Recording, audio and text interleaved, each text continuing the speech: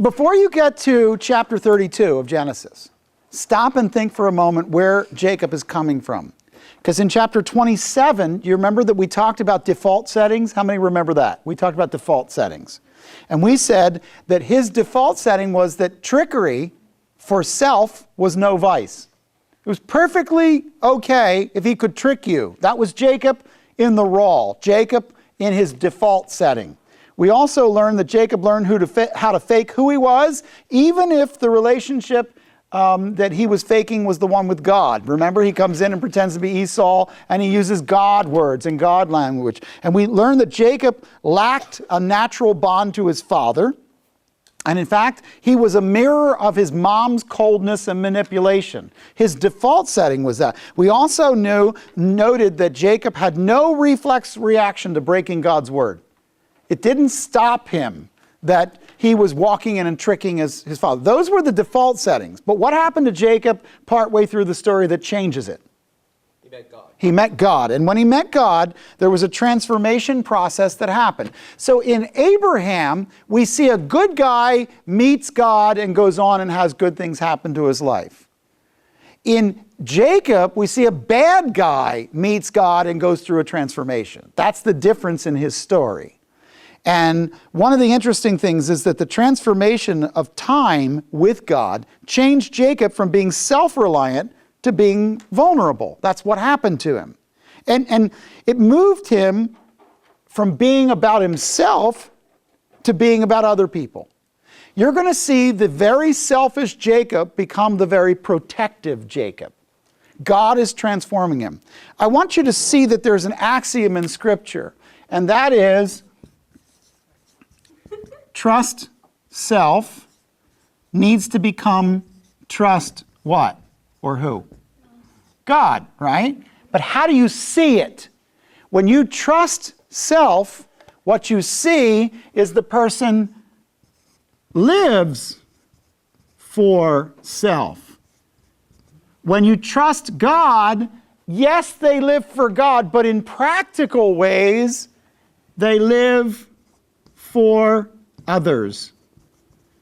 In other words, when I'm trusting myself, I live for myself, and it shows. When I'm trusting God, I'm living for other people. I'm serving God by serving other people.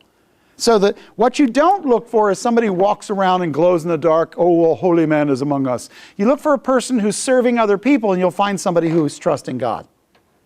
And so what I want you to see is that's the exchange that's going on. The transformation in your life is, as you trust God more, you will care for other people more than you care for yourself. Some of you will come out of your shell and you will say, I am here to serve Jesus by serving other people. Now, I want you to see a couple of things about how this comes about in his life. Start in 32:1, and I want you to notice in verse 1, he knew he was encountering God. This wasn't a, gee, I wonder. This was, he knew. Now, as Jacob went on his way, the angels of God met him. Jacob said when he saw them, this is God's camp. So he named the place Mahanaim. Mahanaim means two camps. Two camps. Mahanaim, see the eem ending? It's multiples. Machane is camp. Mahanaim, camps. He names the place two camps. Wait a minute, what are you seeing here? What's two camps? Let me say it a different way. Second camp. What do you hear? Spiritual and... Yeah, now we're going back to, he knows he's encountering God again, and back to the old lesson. There is a God in heaven, an angelic world, a spiritual world, and it's in my life. And I don't always pay attention to it, but it's always there. Now, when you get to verses 3 through 5, he makes a plan the best way he can. Because he knows that God is in his life does not mean he says, therefore I sit here out on a rock and wait for God to tell me what to do next. He makes a plan. It says, Jacob sent messengers before him to his brother Esau in the land of Seir. That's the mountain range. And by the way, Seir is related to the word for hairy. And it's not that the mountains are hairy, it's that they're related to Esau, the Esau mountains, the hairy man's mountains. In the country of Edom, Edom is red, And remember, he's ruddy or red, and so it's the red mountains, also called Esau's mountains, also called the hairy mountains, and they're all the same place. He also commanded them, saying, "Thus you shall say to my lord Esau, thus says your servant Jacob, I have sojourned with Laban and stayed until now. I have oxen and donkeys and flocks and male and female servants. I have sent to tell my lord that I may find favor in your sight." So what does he do? He sends these guys and he says, "I am your servant." There it is. Do you see it? I see something different in him. When he left, he lived for self. Coming back, he says, "I am your servant. I'm bringing these things to you. I want you to know I want favor in your sight. I'm coming head down, asking you for something." There's a change in the sound of Jacob's voice. And by the way, there's a change in the sound of all of our voices when we're being transformed by God. He wasn't sure what he was doing was going to work. The plan before talking to the Lord was the plan that he laid out. Now look, the messengers returned, verse 6, to Jacob, saying, "We came to your brother Esau, and furthermore he is coming to meet you, and 400 men are with him." Okay, now, what are you thinking if you're Jacob? Scared. Jake's going, "I'm fine with him coming. If he could just subtract off the 400 men, we could have a good time." Then Jacob was greatly afraid and distressed, and he divided the people who were with him and the flocks and the herds and the camels into 2 companies. For he said, "If Esau comes to one company and attacks it, then the company which is left will escape." What's he doing? He divides his assets. Why? So he can protect people. There's got to be a future, and the way to protect the future is to hedge my bets in 2 different directions. So he puts himself out in 2 directions. Now, here's the key. The key is in verse 9. At that point, he took the problem to the Lord and reminded of God's promises in the midst of the supplication. He turns to God and he says, well, let's read it. Jacob said, "O God of my father Abraham and God of my father Isaac, O Lord, who said to me, 'Return to your country and to your relatives, and I will prosper you.'" He comes and he says, "God, you know the situation. I am doing this in obedience to your plan." By the way, that's a great prayer. Don't ever worry about challenging God with your own obedience. You're allowed to do that. You're allowed to say, "God, I'm in a lousy place because I'm witnessing for you and I need your help. You told me you want people to come to you, and you led me to this person, and you made it clear to me that I have an opportunity to share Jesus with them. Now I need your help." There's nothing wrong with taking what God's word said and using it in your prayer and challenging God to meet you there. God is not going, "Well, snotty little kid, I'll just zap you and burn you into the carpet." No. That's not his heart. By the way, he's never challenged by us. The strongest fist we raise of rebellion is of relatively no consequence to him. If all the atheists in the world create a great convention and stand and shake their fist all in one moment, they barely could get God's fingernail to quiver. Okay? When you've made 1 quintillion stars, you're really not about those little ants down there on planet number 3 from that little star called the sun. And I'm not trying to make people unimportant. I'm trying to make them not powerful. So he comes in, and look at verse 10. He comes in humility and thankfulness. Listen to the sound of his voice. "I am unworthy of all the loving kindness, of all the faithfulness which you have shown to me, your servant. With my staff only I crossed the Jordan, and now I have become 2 companies. I'm looking at what I have. Look at the blessings that you have poured out on my life. I don't deserve these. I'm not asking you to do this and demanding it of you because somehow I deserve it. I don't." This is a great prayer. And then he specifically asked for God's salvation based on God's own words. Look at verse 11. "Deliver me, I pray, from the hand of my father, from the hand of Esau. For I fear him. Then he will come and attack me and the mothers with their children. For you said, I will surely prosper you and make your descendants as the sand of the sea, which is too great to be numbered." Listen, God, I am scared here. This guy can kill me, and I know that. And I don't deserve to live, and I didn't deserve your blessing, but you promised your blessing, and I'm about to get it all wiped out unless you come to the rescue and save it. Now what's interesting is, Jacob sent a signal of his changed heart to Esau. The plan after he sought God was focused on giving and on the other person's needs, not taking after his own needs. So look what it says, verse 13. He spent the night there. He selected from what he had with him a present for his brother Esau. 200 female goats, 20 male goats, 200 ewes, 20 rams, 30 milking camels and their colts, 40 cows, 10 bulls, 20 female donkeys, 10 male donkeys. This whole shopping list of things. He's sending out a huge herd, an enormous amount of wealth. He delivered them into the hand of his servants. They drove by itself. And it said to the servants, pass on before me. Put a space between droves. He commanded the one in front, saying, when my brother Esau meets you and asks, saying, to whom do you belong? And where are you going? And to whom are these animals in front of you? And who do they belong to? Then you shall say to them, these belong to your servant Jacob. It is a present sent to my lord Esau, and behold, he also is behind us. Some of us have struggled with certain things in our lives for years. Success seems to elude us because we keep missing the real issue. Or perhaps worse, we secretly don't want to change. He's allowing a transformation to happen in his life, and because it's happening, God is increasing the size of his tent. Look at him. He's giving it away, and God is about to bless him greater. You're never going to outgive God. Don't worry about it. When you take the resources that you have and you use them other person-centered, God will match those resources. Let me suggest to you that some of you will be broke in life because God can't trust you with money. That's kind of negative, isn't it? But here's the truth. If you're not going to do right with what God gives you, why would he give you more? God is not in the business of feeding your own lusts.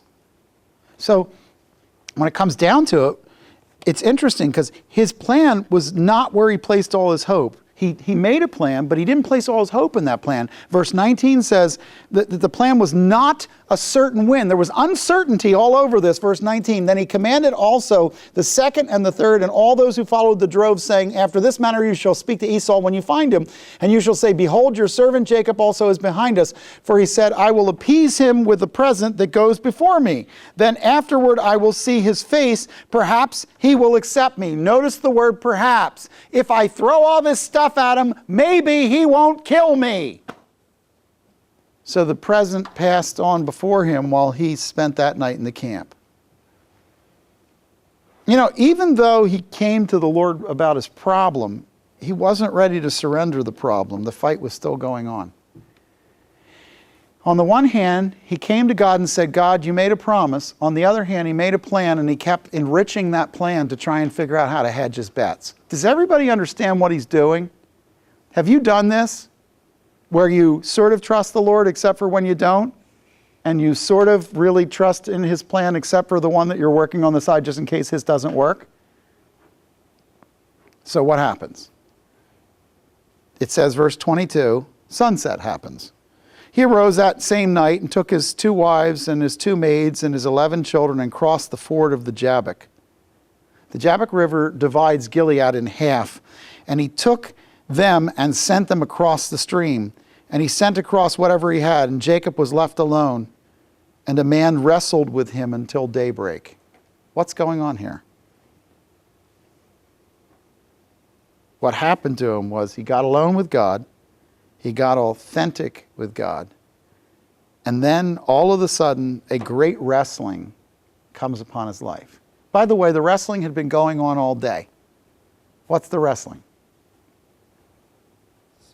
Physically, we know what wrestling is. I'm saying, as he walked into this wrestling match, what had he been wrestling with God over? Trusting him? Yeah, are you for real? You told me I can trust you. So I'm going to send out what I can, but I got to tell you, I'm not sure that we're not going to die on this hillside. I don't know if I can take the most precious thing I have, my own life, and put it in your hands. Who can't understand that? All you have to do is remember the hairy giant with the bow and arrow that he's coming toward, and he's scared of him. And he's scared of him because he was wrong. It's not like Jacob could walk around with a martyr complex. He's against me and it's unfair. No, it's perfectly fair. I dealt this guy out of his inheritance. I double played him and I was more clever than he, but he was stronger than me. I ran and now I'm going to have to face him. Nobody wants to walk in and see the bully in the bathroom. And he's about to do it. Now, what's interesting is when he got alone, God wrestles with him. And the angel knew that Jacob was not in the habit of what? Giving up. Giving up. He didn't surrender well. That's the key to the story. So they start wrestling. And it says, verse 25, when he saw that he had not prevailed against him, he touched the socket of his thigh, so the socket of Jacob's thigh was dislocated while he wrestled with him. What's interesting is, in the middle of this wrestling match, he's wrestling with this angel, and the angel knows the one thing about Jacob's life that characterized his life. He's not going to fully surrender. That's the story. That's what it's about. I have decided to sort of follow Jesus some of the time. Some turning back occasionally, some turning back occasionally. You know, some to Jesus I surrender, some to him I freely give. The rest I really can't. So you're stuck in the middle of a story. So you have a question or are you just resting your arm? Well, I do have a question. Okay, ask your question. Okay, so I guess I'm confused whether the wrestling is like physical or not. I think that it always is. You wrestle with God in your heart and it will become a physical reality in your life. I don't say that you're going to be laying in bed going, "Ah," you know, with nobody, and your roommate's going, what is she doing?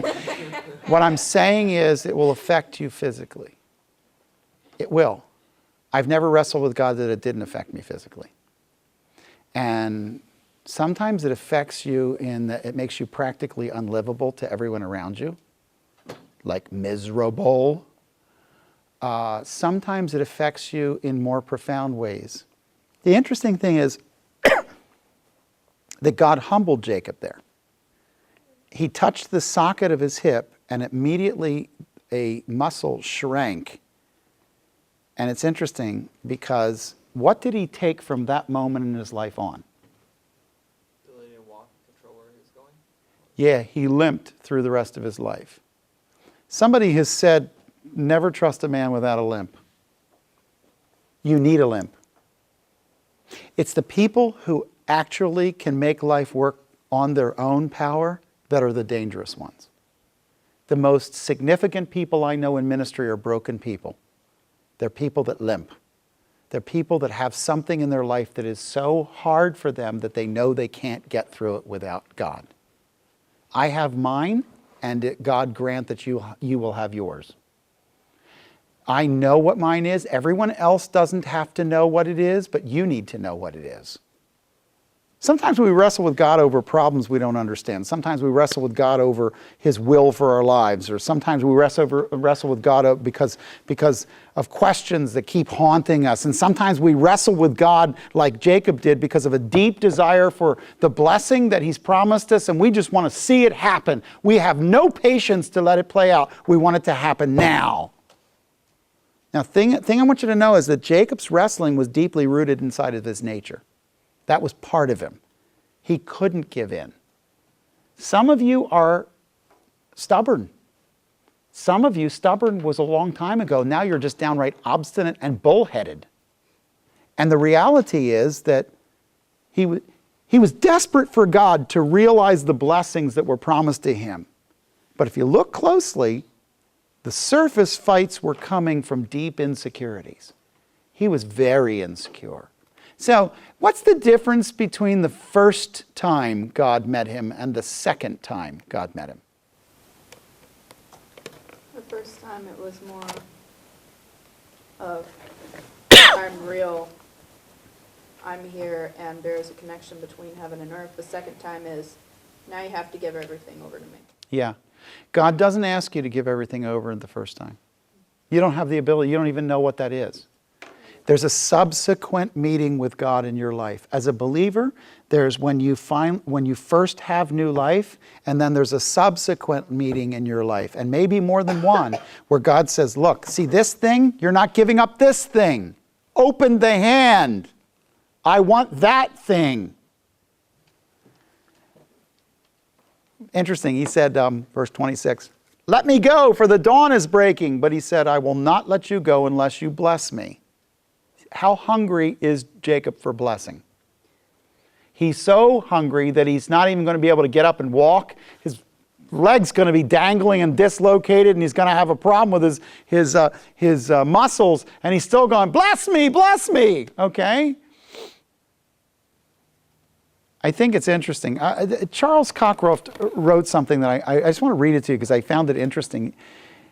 What is your name? Hey, Jacob was saying, I'm in need here. I need something from you. I will not let you go until I get what I need from you. Jacob was being persistent. Jacob realized that it's really God that he's wrestling. Jacob is now just holding on. He's no longer wrestling. Jacob is learning an important lesson. You don't get anywhere by resisting. You don't get anywhere by struggling. You don't get anywhere by wrestling with God. The only way you can get anywhere with God is by yielding, surrendering, and holding on to God.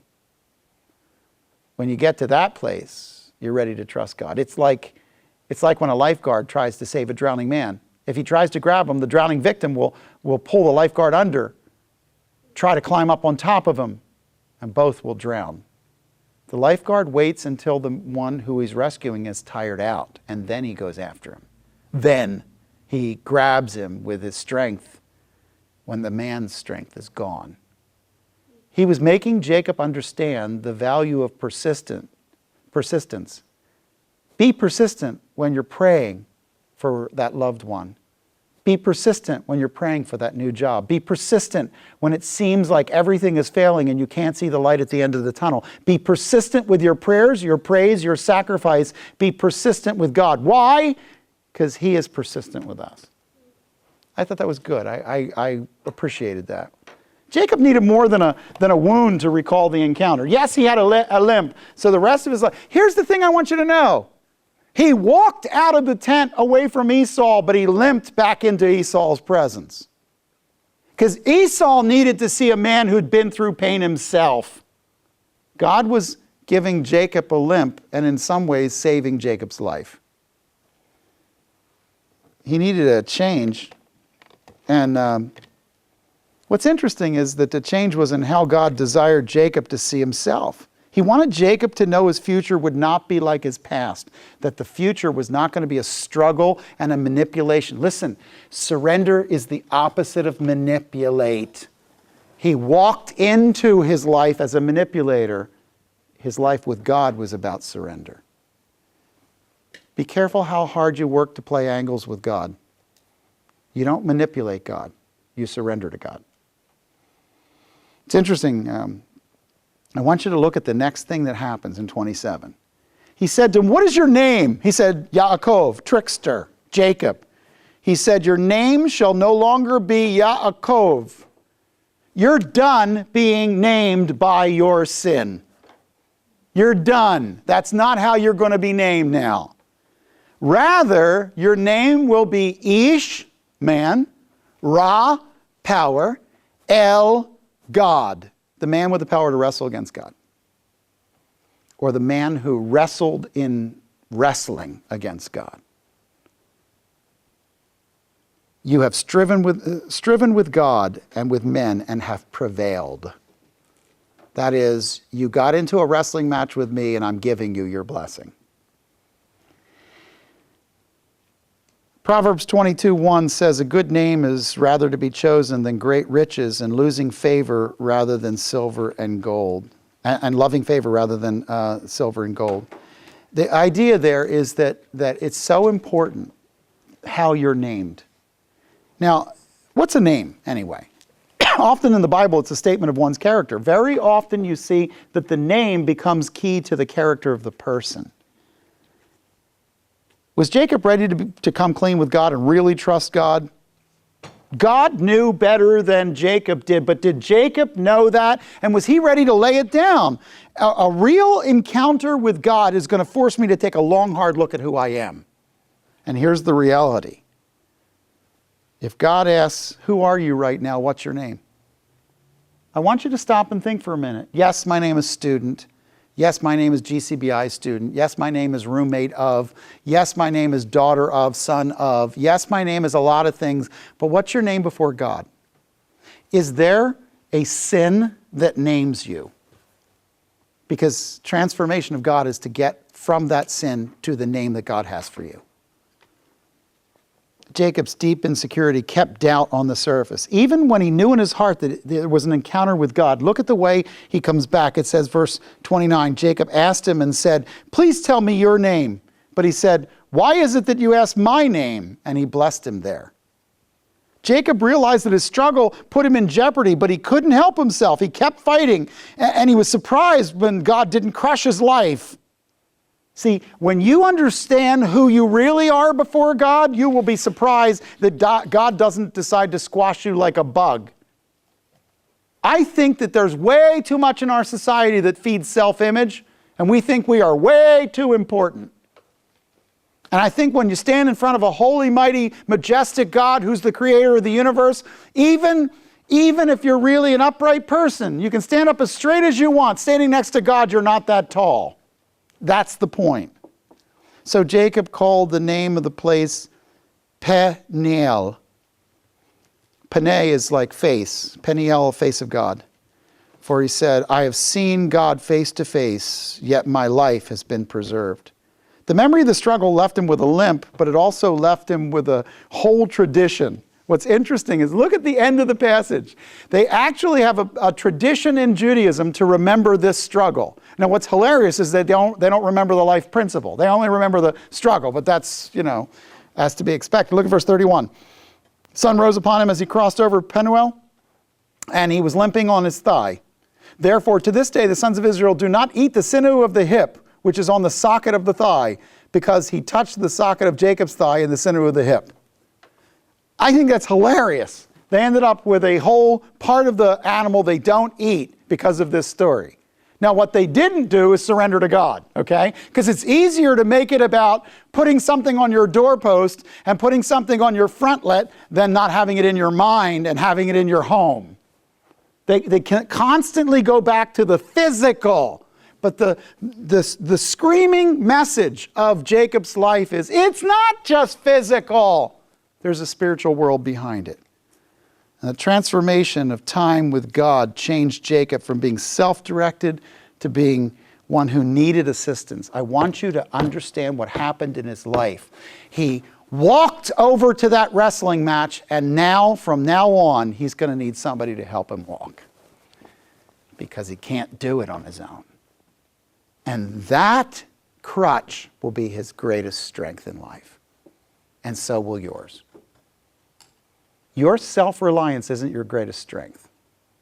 Your reliance on the crutch that is God. Somebody said, well, you people that have God, that religious life, that's just a crutch. And my reply is, yes, but when you're crippled, getting a crutch is a good thing. The fact of the matter is, the agnostic, self-oriented world out there is broken. They just don't see it. They're crawling through the mud and they don't see it. Give me the crutch any day. I want you to look at the things in your life that have wounded you as part of God's work in your life to transform you and give you the limp you need. God grant that you have enough successes in your life that you keep going and enough defeats in your life that you limp. Okay? Questions? What was Esau doing this whole period of time? Coming, slowly. He had 400 guys with him. They were probably, cooking hot dogs and whatnot. What's that? Time since Jacob and Esau. Yeah, you don't get to know anything about him till later.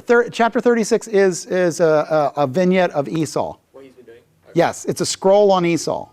And scroll 9 is the generations of Esau. So we're still in 8. But in scroll 9, you get it's only one chapter. It's 36:1 to 37:1, but you get this and now some quick Polaroids of things that happened in Esau's life, just to give you some backfill on it.